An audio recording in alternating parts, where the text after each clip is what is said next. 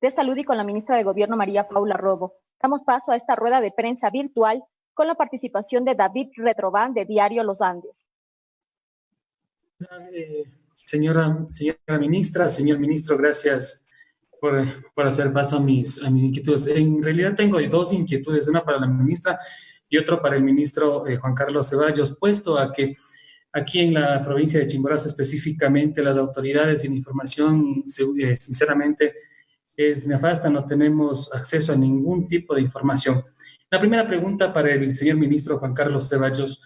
El pasado fin de semana circuló aquí en Chimborazo, específicamente en Riobamba, un oficio que firmaba la encargada de cuidados intensivos del Hospital Provincial General Docente de Riobamba, en el cual ella hacía referencia a que, primero, de los 9 respiradores solo funcionan 5, y también que las muertes, el 75% de muertes por COVID-19 estarían sucediendo en el Hospital Provincial General Docente de Riobamba. Entre esas y otras inconsistencias que estarían sucediendo al interior del Hospital Provincial General Docente de Riobamba, la misma encargada de cuidados intensivos. Sin embargo, autoridades acá en Riobamba quisieron dar una rueda de prensa, pero no dieron ningún tipo de información y evadieron las preguntas y dicen que no existe ningún tipo de esa información. Eso por un lado. Por otro lado, para la señora ministra tengo otra inquietud. ¿Cuál es la realidad del Centro de Rehabilitación Social de Riobamba? Ayer falleció un PPL. Se confirmó hoy a través de un oficio que está firmado, inclusive, y le tengo yo aquí para darle a conocer, un oficio que está firmado por la misma Directora Nacional de Mecanismos de Prevención contra la Tortura y otros tratos o penas crueles, inhumanos y degradantes, en la cual afirma que el director del Centro de Rehabilitación Social de Riobamba había dado positivo para COVID y había tenido contacto con todos los funcionarios del interior del Centro de Rehabilitación Social. ¿Cuál es la realidad? Ayer murió un PPL, hay otros que están aislados, hay cerca de 6 que están confirmados, pero las autoridades, sinceramente, acá no dicen nada. Esas dos preguntas, gracias para la ministra y para el ministro. Muy amables. Gracias, ministra. Si quieres contestar tú o voy yo, como gustes. Adelante, ministro. Bueno, en realidad recibimos esa comunicación, nos hemos comunicado inmediatamente con el Héctor Pulgar, que es el jefe de la zona de parte de Tungurahua y también de Chimborazo, y aclaramos algunos de los puntos. Nosotros tenemos, en realidad son 12 los ventiladores que están listos, operables en la ciudad de Riobamba. Y también hicimos una revisión de todo el stock, de todo el inventario que existe en términos de medicinas. Hay veces, obviamente de los de protección. Esto quiere decir que estamos evaluando diariamente el stock, especialmente cuando nos llegó la comunicación, lo hicimos directamente, pero no existe ningún tipo de limitación para eso. Hay veces en que se gasta un poco más, que las proyecciones aumentan, como ha sucedido en estos últimos días, pero tenemos suficiente número de stock a nivel nacional e hicimos ya el envío de lo que estaba programado. De los 12 ventiladores, del 60% está siendo utilizado en este momento.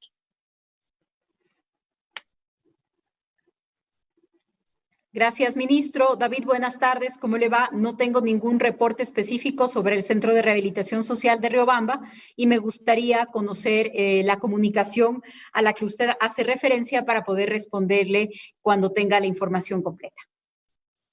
Gracias, ministra. Continuamos con Gladys Rivadeneira, de Diario El Universo. Ministra, buenos días. Ministro, igual, buenos días.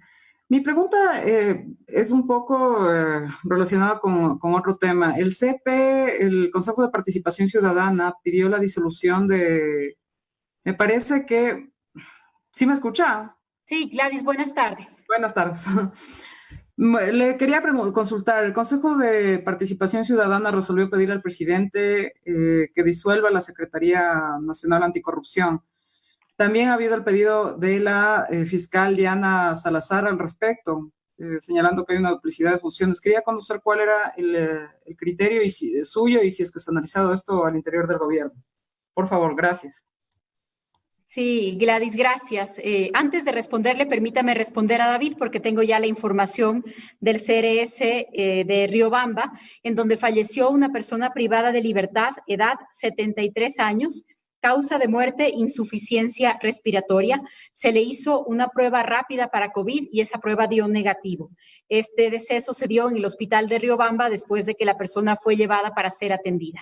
73 años, insuficiencia respiratoria, sin embargo, la prueba de COVID había dado negativo. Voy a hacer las investigaciones también con la carta que usted ha mencionado y que me va a mandar para poder completar esta respuesta, David, pero adelanto la información que me acaba de llegar.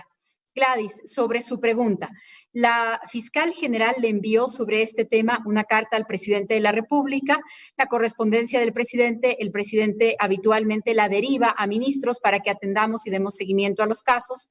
Yo misma he respondido a la carta que envió la fiscal general y he hablado con ella. Creo que en ningún momento se pretende una duplicidad de funciones, tampoco desconocer cuáles son aquellas que le pertenecen exclusivamente a la Fiscalía General del Estado. La Fiscalía es la titular de la acción penal. Los fiscales son los titulares de la acción penal. La fiscalía es parte en los procesos, es quien tiene a su cargo la representación, la titularidad de esta acción, quien persigue el delito, quien lleva los casos ante los jueces y en ninguna de estas circunstancias es intención ni facultad del Ejecutivo intervenir. La Secretaría Anticorrupción es una pequeña instancia de 20 personas, no de cientos de personas, no es parte en los procesos y cumple con una tarea importante que es definir, dar seguimiento a políticas públicas que tienen que ver con el tema de corrupción. Eso hace parte de las competencias del Ejecutivo. Lo jurisdiccional, de ninguna manera. Si es que en algún caso ha existido algún tipo de confusión, algún tipo de interferencia, como sugería la carta de la señora fiscal, pues se trata de un malentendido y de ninguna manera es nuestra intención desconocer o interferir con las tareas de la Fiscalía, así se lo hemos dicho, a la fiscal general. Punto aparte, ahora respondo el pedido del Consejo de Participación Ciudadana, que efectivamente el Consejo de Participación Ciudadana, no conozco todavía el texto, sino los anuncios de prensa, está enviando una sugerencia o una resolución en la que aconseja que se elimine, que desaparezca la Secretaría Anticorrupción. No he conversado todavía con el presidente, no conozco su decisión o respuesta al respecto, pero me voy a permitir darle la mía personal y como ministra de Gobierno. Es una casualidad porque el Consejo de Participación Ciudadana y Control Social yo también creo que debería desaparecer. Es una casualidad entonces, porque ellos creen que debe desaparecer una instancia de 20 personas que diseña política pública y el Consejo de Participación Ciudadana tiene 290 personas para incentivar la transparencia y la participación ciudadana y resulta que también algunos ciudadanos, entre esos me cuento yo, no vemos muchos resultados al respecto. Podríamos entrar largamente a tener este tipo de conversaciones. El Ejecutivo ha sido siempre muy respetuoso en su relación con otras funciones y se ha cuidado de no decirle qué hacer o qué no hacer en el marco de ese respeto. Ese mismo respeto es el que le pediríamos al Consejo de Participación Ciudadana. Gracias, ministra. Continuamos con Joana Cañizares de Tu Voz TV. Señora ministra, muy buenas tardes. Quisiera consultar qué pasó con esta investigación de las 4 familias que se fugaron del aislamiento obligatorio preventivo y también quisiera saber si nos puede dar más detalles sobre estos 50 municipios que usted ha mencionado estarían listos para cambiar de color del semáforo y también aprovechando, justo hoy tuve una entrevista con un representante de los centros comerciales, si tienen ya alguna fecha estimada para una respuesta sobre este protocolo que ellos tienen ya listo. Entiendo que ustedes tienen el documento que también ha sido entregado al alcalde de Quito, de Guayaquil. Ellos dicen que ya están preparados, están listos para poder abrir sus puertas. ¿Va a ser necesario que el alcalde cambie el color del semáforo para que ellos puedan abrir o puede haber una coordinación directamente con el COE nacional? Muchas gracias. Gracias, Joana. Buenas tardes. 3 preguntas las respondo. Las 4 familias, 14 personas que fugaron del aislamiento preventivo hace algunos días, como ustedes conocen, horas después volvieron a ponerse en aislamiento. Se cambiaron a otro hotel después de que incluso el administrador del hotel y la doctora pediatra que había firmado los exámenes supuestamente de COVID fueron detenidos y se abrió una investigación, pues las 4 familias volvieron a someterse a aislamiento preventivo obligatorio. De lo que conozco, han sido vinculados al proceso penal, puesto que se investigaría el incumplimiento de orden legítima de autoridad competente, que sería el presunto delito cometido. Entonces, entiendo, no conozco si es que esto ha sucedido ya en el procedimiento, que serían vinculados al proceso penal para que puedan dar cuentas a la justicia de su comportamiento. Una orden de aislamiento es orden legítima de autoridad competente. Incumplir una orden de aislamiento podría llevar una pena de privación de libertad de 1 a 3 años y entiendo yo que tendrán que rendir cuentas a la justicia. La otra pregunta era sobre los municipios que van a cambiar de color del semáforo. Yo prefiero ir anunciando cada vez que un municipio lo hace oficial, porque hemos hablado con representantes de salud, hemos hablado con los gobernadores, yo misma he hablado con alcaldes y alcaldesas en el país y tenemos algunos planes y los estamos apoyando. Pero mientras el COE cantonal no sesiona, vota y le comunica al COE nacional, creo que lo más importante es mantener la prudencia, incluso para que los ciudadanos no reciban un mensaje confuso y de pronto empiecen a salir antes de que tengamos todo listo o que los municipios tengan todo listo. Entonces, permítame, por favor, Joana, cada comunicación oficial que nosotros recibimos la vamos a hacer pública, la vamos a incorporar, pero mientras no esté votado por el COE, simplemente dejarlo como un anuncio general de que de nuestras conversaciones y el trabajo que coordinamos siempre con los gobernadores, tenemos ese cálculo. Serían más o menos 50 municipios que en los próximos días pasarían al color amarillo. Finalmente, su otra pregunta era sobre los centros comerciales. Los centros comerciales están regulados o se deberían entender regulados también por el mecanismo del semáforo. Es decir, con el paso a amarillo, los comercios tienen una autorización con un aforo limitado para abrirse. Lo que sí estamos trabajando es en reglas específicas, por ejemplo, el uso de ascensores o el tema del patio de comidas, pero irremediablemente tienen que vincularse al color del semáforo. Eventualmente, ¿podrían los municipios incluirlos como un plan piloto? Sí. ¿Podría un municipio, por ejemplo, decir vamos a hacer el plan piloto de los centros comerciales? Pero lo ideal no es que tengamos más planes piloto, sino que pasemos de color del semáforo. ¿Por qué? ¿Por qué es esto ideal? Porque el color amarillo permite más horas de circulación. El color amarillo permite más actividades en más horas. Si vamos abriendo más actividades, pero mantenemos el toque de queda desde las 2 de la tarde, significa que las personas, los comercios, pueden hacer más cosas, pero en un tiempo más corto.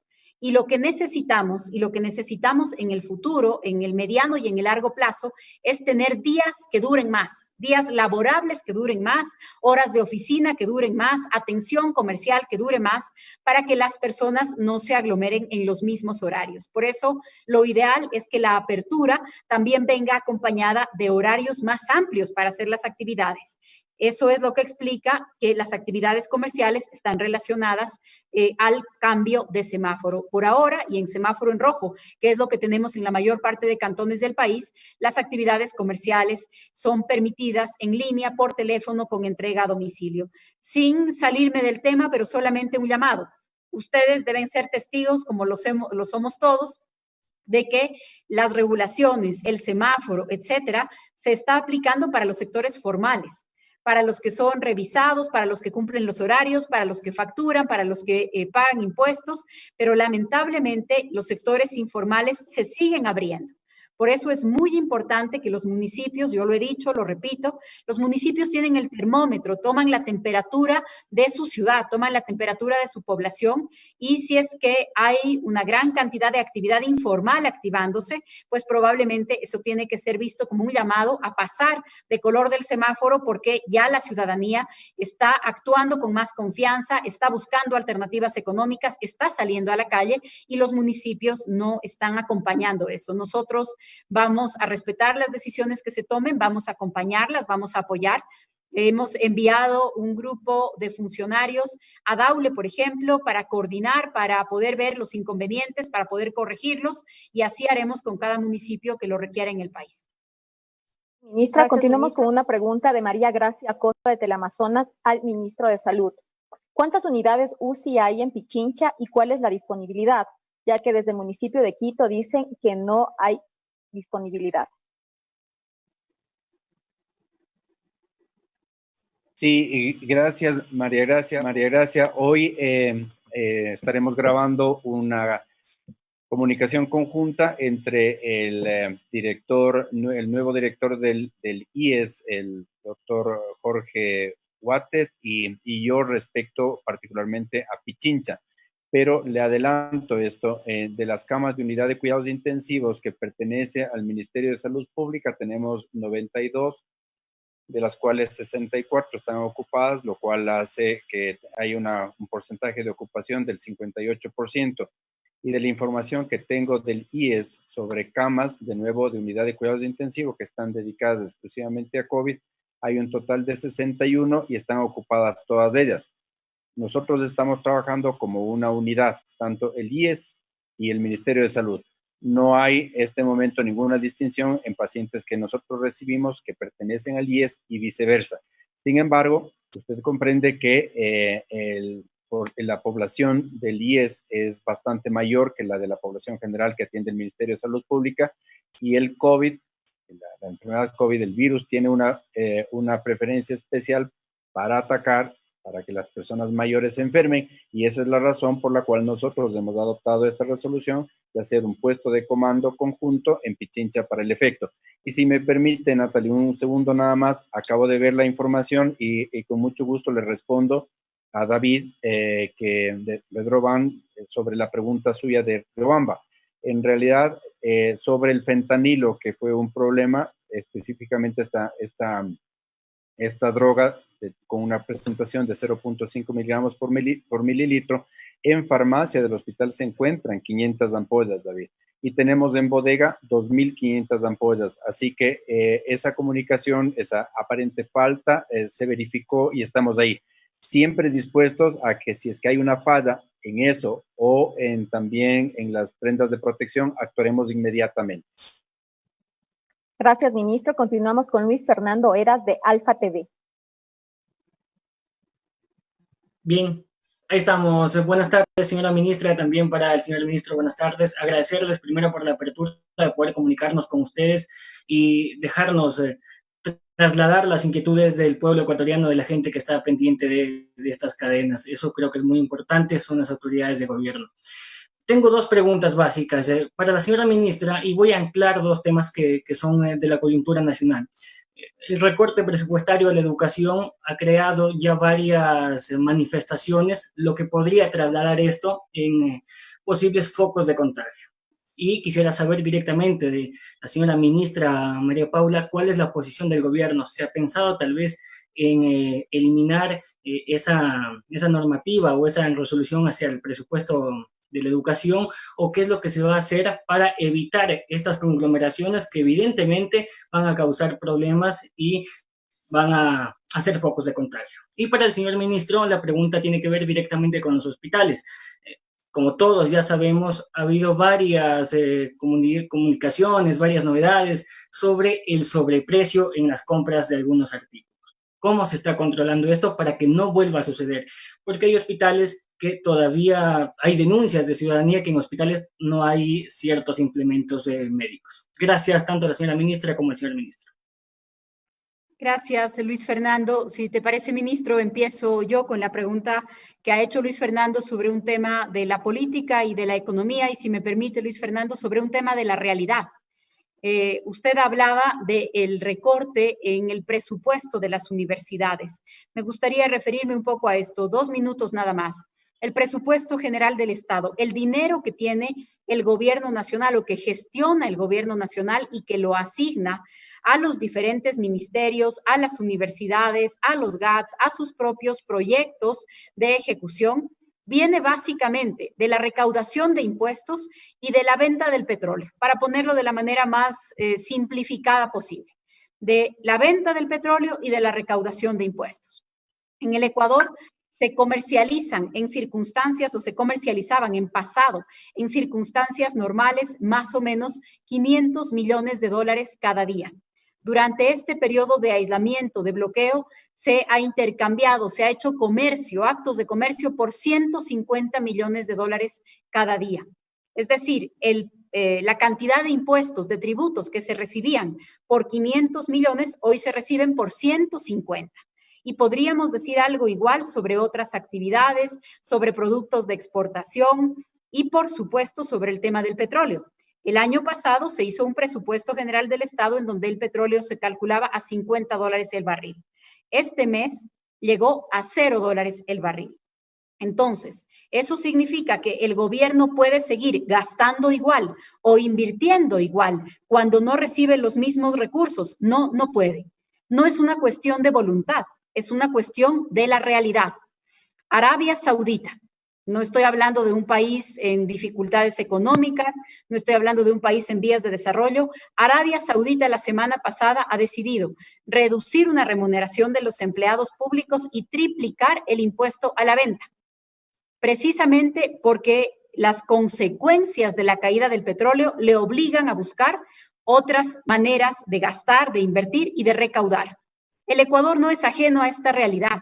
La crisis económica es una crisis global. ¿Vamos a tener que hacer un esfuerzo todos? Sí, vamos a tener que hacer un esfuerzo todos. El presidente ha sido el primero en dar ejemplo con un símbolo muy importante. Él y su gabinete nos hemos bajado el salario a la mitad. Es una señal, es un símbolo. No es lo que va a arreglar el presupuesto de ninguna manera, pero es una señal de que nadie va a poder mantenerse en las mismas circunstancias en las que empezó el año después de esta crisis. Por cierto, el año pasado las universidades ejecutaron el 80% de su presupuesto, dejaron de ejecutar el 20%. La reducción que hoy se ha hecho a las asignaciones, que es más o menos del 10%, ojalá la podamos lograr. Y digo la podamos porque es un propósito de todos, es un propósito del país. Tenemos que lograr ahorrar en las cosas que pueden esperar y tenemos que atender lo esencial. Tenemos que sacrificar y dejar para luego las cosas que puedan esperar, pero lo esencial, los cupos, la educación, la calidad, cuidarla, preservarla. Esa es la tarea que vamos a tener con todos los ministerios, en todas las áreas y que muchas familias del país, Luis Fernando, están en este mismo momento enfrentando. Sus ingresos han cambiado. Cada familia hoy seguramente está diciendo qué es lo esencial, porque otras cosas que tenía planificadas ya no las voy a gastar porque hoy cambió la realidad. Esa realidad cambió y esa realidad cambió para todo el país. Vamos a tener como un proyecto conjunto. No son las universidades contra el gobierno contra diferentes instituciones. No, es un problema compartido y tenemos que buscar cómo cuidar lo esencial, pero al mismo tiempo aceptar que no es un problema de voluntad o de falta de decisión o de falta de voluntad. Es una realidad muy dura que pesa sobre todo el país y que se reflejará en los presupuestos de todas las instituciones públicas y en todos los entes privados y en las familias, lamentablemente. Gracias, ministra. Continuamos y con esta pregunta finalizamos. Una pregunta de Alex Llanos de Ecuador TV. ¿Qué acciones tomará la Policía Nacional luego de los videos donde se evidencian saqueos en las inmediaciones del mercado de Ambato? Nati, la respondo y luego le doy el paso al ministro de Salud porque tenía una pregunta pendiente de Luis Fernando y creo que no le dejamos responder. Sobre el tema del saqueo en Ambato, tuvimos el día de ayer y ustedes vieron las imágenes, videos de un grupo de personas que saqueaban, que robaban camiones en los exteriores del mercado mayorista de Ambato. ¿Cuál es una de las cosas que hemos aconsejado y que hemos sugerido? Ayer tuvimos unas mesas técnicas para buscar que esto no se repita. Las condujo la gobernadora de la provincia, el comandante general también se ha puesto a cargo del tema y enviamos dispositivos especiales de la Policía Nacional. Hoy hemos tenido una mañana muy tranquila. Si ustedes ven en redes sociales, hemos compartido videos de lo que ha sido esta mañana Ambato. Es muy importante. Y repetimos lo que hemos dicho en otras respuestas, que tengamos más tiempo abierto el mercado, que los diferentes mercados estén regulados, que la formalidad y el orden sea la manera en la que se abre la economía. Si es que hay muchos mercados laterales, en las calles, en las veredas, nos arriesgamos a este tipo de eventos que no queremos que se den. Entonces, lo más importante es una apertura en formalidad. Eso es lo que vamos a buscar, pero por supuesto la policía está trabajando en eso. Tenemos identificados algunos de los responsables del saqueo de ayer y esperamos poder anunciar su captura en las próximas horas o en los próximos días, porque no podemos permitir que el caos impere. Hemos tenido más de 60 días de emergencia sin un fenómeno de orden público. Hemos tenido más de 60 días de aislamiento sin tener saqueos. Creo que es un momento de solidaridad, de calma, de esfuerzo, de trabajo. No podemos permitir que este tipo de acontecimientos se den, no se pueden justificar. La policía va a actuar, pero también pedimos una actuación coordinada de todas las instituciones, porque si tenemos más horas, mercados abiertos, formalidad, regulación, entonces hay un ambiente que dificulta mucho este tipo de actividades. Ese es el llamado y estamos trabajando en eso. Ahora sí, ministro, quedaba pendiente una respuesta desde Salud. Muchas gracias, María Paula. Luis Fernando, comparto perfectamente lo que usted mencionaba.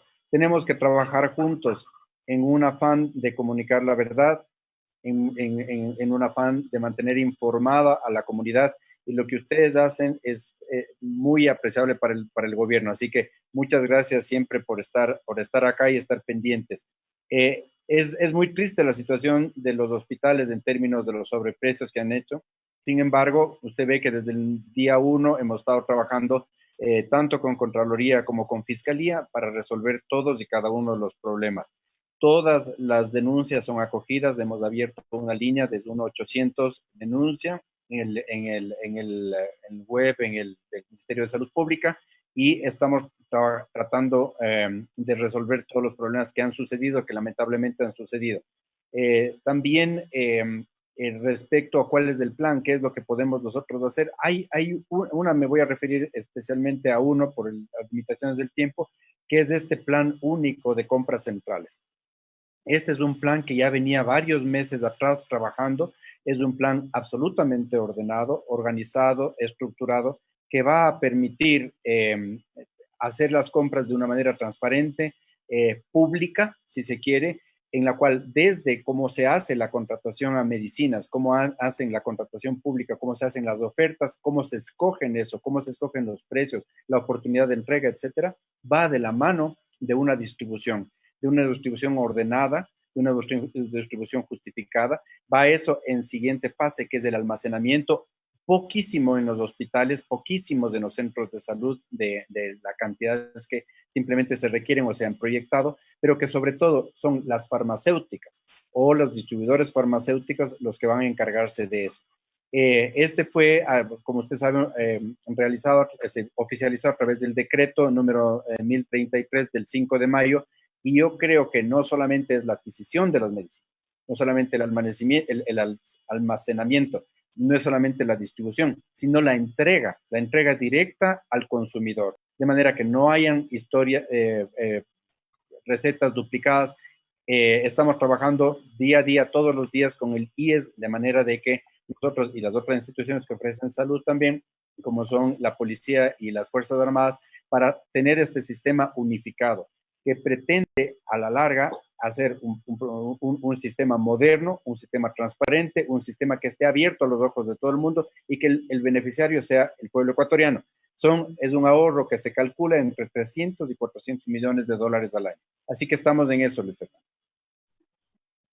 Gracias, ministro. Gracias a la ministra María Paula Romo. Continuamos contigo, Carla, en estudios. Les agradecemos a las autoridades por habernos acompañado en esta tarde y poder responder a todos los periodistas que pudieron hacer las preguntas en esta rueda de prensa virtual. Queremos aclararles también que debido al tiempo de las autoridades, nosotros tendremos una nueva rueda de prensa, una cadena el día viernes, en donde podrán conectarse y poderle dar la palabra a quienes no pudieron participar la tarde de hoy.